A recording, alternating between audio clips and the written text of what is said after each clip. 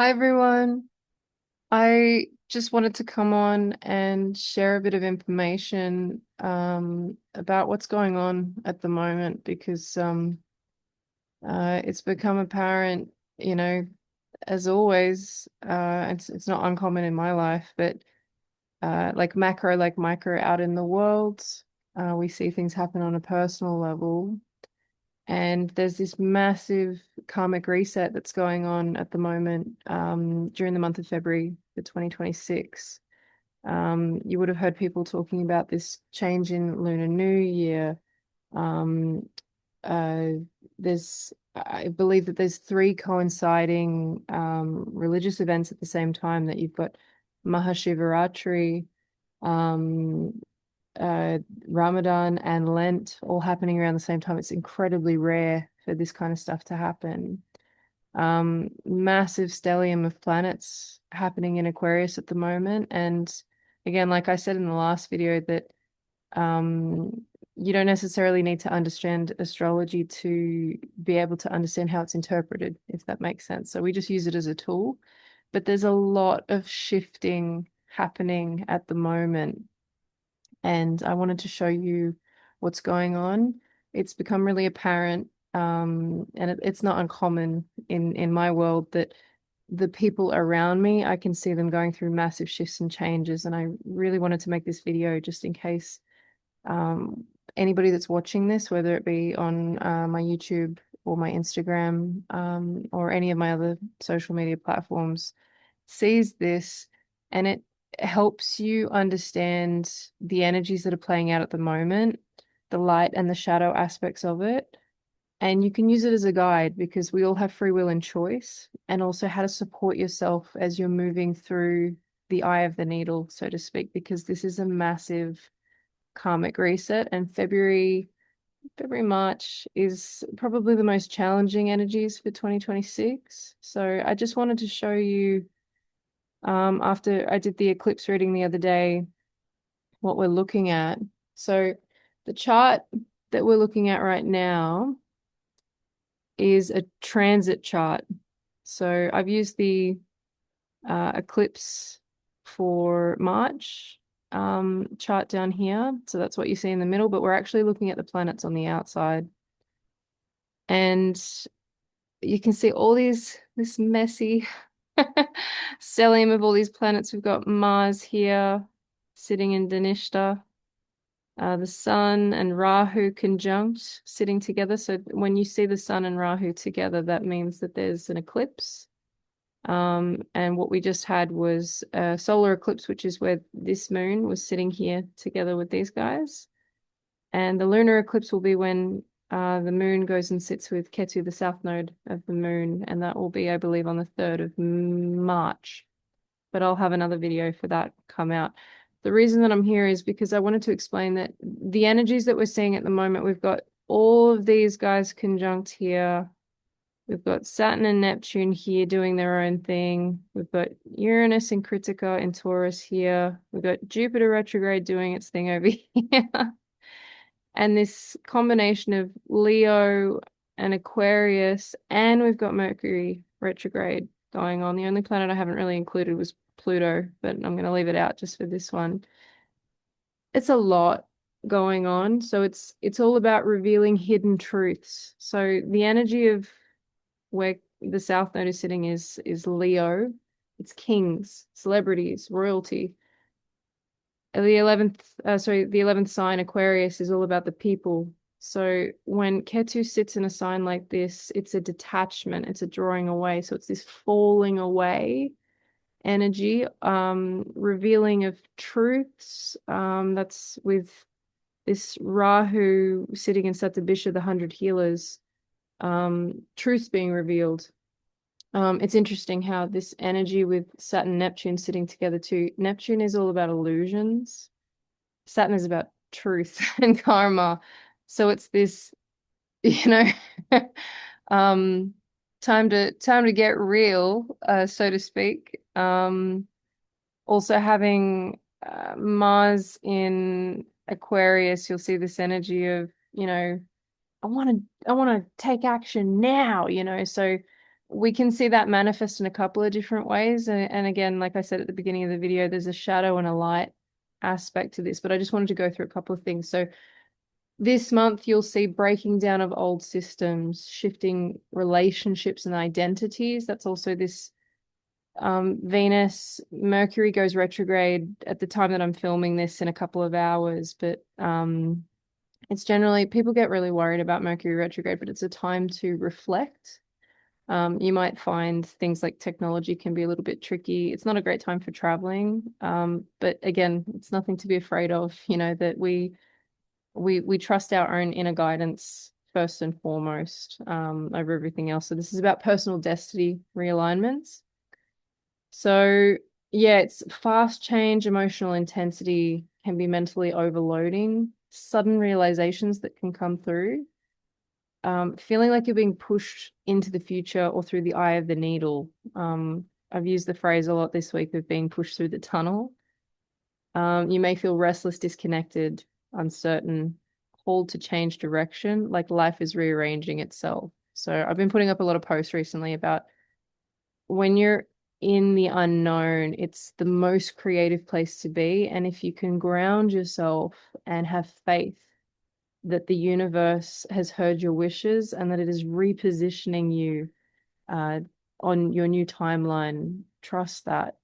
And if you're feeling a bit wobbly, there's a couple of different things I can suggest to support you in that, but also making sure that you have a good support network around you is really important. So the eclipse, a couple of on the 17th of February, was all about endings, new paths, sudden realization, shifts in identity, life direction changes. So it feels like a closing of massive chapters and something new is opening, but it's still coming in. So you're in the void. This Saturn-Neptune conjunction here in Pisces, I still don't understand this reference, but you can see his Saturn's at, was it Neptune's at 6 degrees and Saturn's at 7? I was like, 6, 7? I hope I've used that correctly. Is all about relationship truth. So old illusions are dissolving, life truths, emotional truths, career truths. So it can feel a bit saddening, disorientating, eye-opening, but it brings deep clarity. This Rahu energy here for both the eclipses, the lunar and the solar, it's personal and global hidden information surfacing. So truth replaces illusion is the message of this particular placement here in Satyabisha, the 100 healers. The shadow aspects that people may be experiencing at this time is loneliness. I know that I can put my hand up and say that I've been experiencing that recently with some of the things I've been going through personally. Identity confusion, relationships ending, feeling misunderstood, anxiety about the future, feeling unsupported, feeling like life is unstable. Many people may feel like everything I thought was solid is shifting. And if that's you, you know, you're welcome to send me a message. I'm happy to send you some resources, or just put a little comment in the comment section or the chat below, and then we can give you some support. The mental shadows, maybe overthinking, feeling like there's information overload, anxiety, tech overwhelm is another one, because a lot of this playing out axis of Aquarius and Leo, this planet, this mathematical point, Ketu and Rahu, shift. I've lost it in my head. It's every year and a half, every 2 years on average. So I believe it's every year and a half. So they move backwards like they're in retrograde. So it's the next time they'll move into Capricorn, and we'll have all these themes between Capricorn and Cancer, but currently they're in Aquarius and Leo. So it's all about the people and the power systems being challenged, but it's also things like AI, and coming into this new era. Yeah, miscommunications can happen, delays.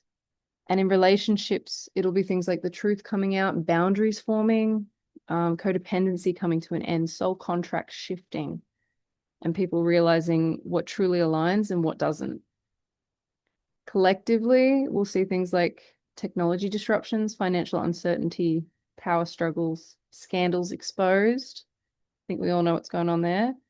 And it can be quite shocking as well. So I know one of the biggest messages that I heard in my head, well, I've heard a lot of people sharing, even in the holistic community this last couple of weeks, is not to take it on, because we're all wired differently, and especially empaths, sometimes they'll take that on. But just remembering to come out of that and to step into moments of joy is going to be really important for you as well. The light aspects, which I think is really important to share, is that because of all these energies that are happening right now, people can discover their authentic paths. They're learning to set boundaries. They're releasing old identities. They're becoming more independent. They're trusting themselves on a deeper level and aligning with their purpose. So this creates mass spiritual awakenings, personal clarity, emotional maturity, and self-trust.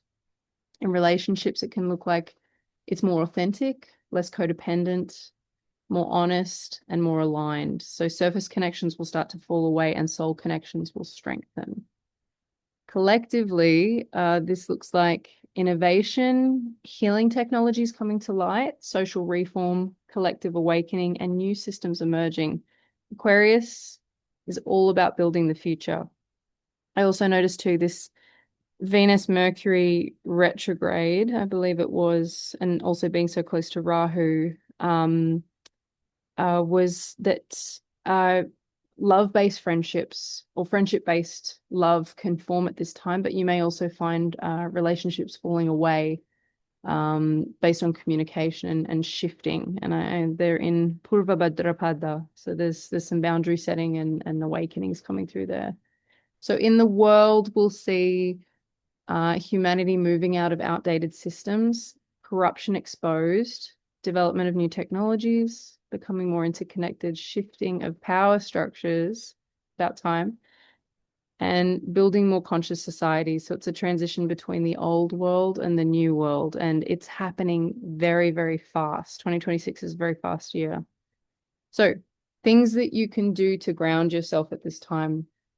Now, this might sound a little bit mundane, but getting out in nature, slowing yourself down, breathing in fresh air, taking time to absorb the sun, doing some gentle yoga. I know I was doing some yoga with Adrian practices the other day, or whatever floats your boat, finding something gentle.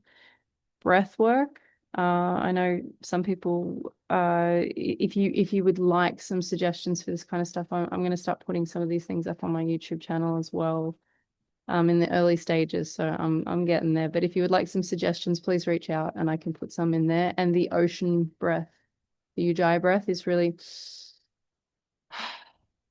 helpful. And just putting on a timer, even for 2 minutes, can make such a huge difference, because when we do that, we're regulating our parasympathetic nervous system, and that when we're not able to breathe, we're not actually taking in life, because the one thing that keeps us here on planet Earth is our ability to breathe. And if we're not breathing properly, we're not really living. So the power of being able to regulate ourselves by using the breath properly is so underrated and so important. And of course, meditation. So I've been through phases where I do self-reflection meditations, but at the moment, I really enjoy guided meditations, and there's so many different types out there, and you can do walking meditations too. So if you've got any suggestions, pop them in the chat below. Reflecting, observing, and planning, especially in late February. This is not a time for impulsive decisions. Allow change. So resistance will increase suffering. Flexibility, being the bendy branch, will create ease. Releasing what no longer fits. So this includes in relationships, in outdated roles, outdated beliefs, and old identities that don't serve you anymore. Protecting your energy. So limiting news overload. Turn it off.